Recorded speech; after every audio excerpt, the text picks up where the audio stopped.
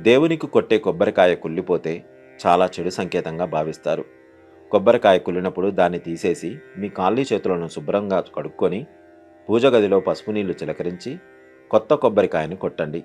ఇలా చేయడం వల్ల ఎలాంటి దోషం ఉండదు. వాస్తు శాస్త్రం ప్రకారం ఇంట్లో పూజ చేసేటప్పుడు పూజలో ఉపయోగించే పూజా సామాగ్రిని మీ కుడివైపున పెట్టుకోవాలి. ఇలా చేయడం వల్ల మీ కుటుంబానికి ఐశ్వర్యం సిద్ధిస్తుంది. అలాగే పూజలో ఉపయోగించే పండ్లు, పువ్వులు, మంచినీరు, శంఖం వంటి వస్తువులను మీ ఎడం వైపున పెట్టుకోవాలి. మన నిత్యం చేసే పూజలో ఈ నియమాలను పాటిస్తే మీరు చేసే పూజలకు శుభ ఫలితాలు లభిస్తాయని విశ్వాసం. పూజ చేసే స్త్రీలు ఖచ్చితంగా కుంకుమ బొట్టు పెట్టుకోవాలి. కుంకుమకు దైవశక్తి ఉంటుంది. కుంకుమ పెట్టుకోకుండా దేవుణ్ణి పూజిస్తే అసలు ఎలాంటి పుణ్య ఫలితం లభించదు. మీ పూజా గది ఎల్లప్పుడూ ఈశాన్య దిశలోనే ఉండాలి. ఈశాన్య దిక్కున పూజా గది ఉంటే మీ కుటుంబానికి అష్టైశ్వర్యాలు లభిస్తాయి. మీ ఇంటి దగ్గర పక్షి గూడు ఉంటే లక్ష్మీదేవి అనుగ్రహంతో మీకు మంచి రోజులు రాబోతున్నాయని సంకేతం. ఆకస్మిక ధనాన్ని పొందుతున్నారని అర్థం.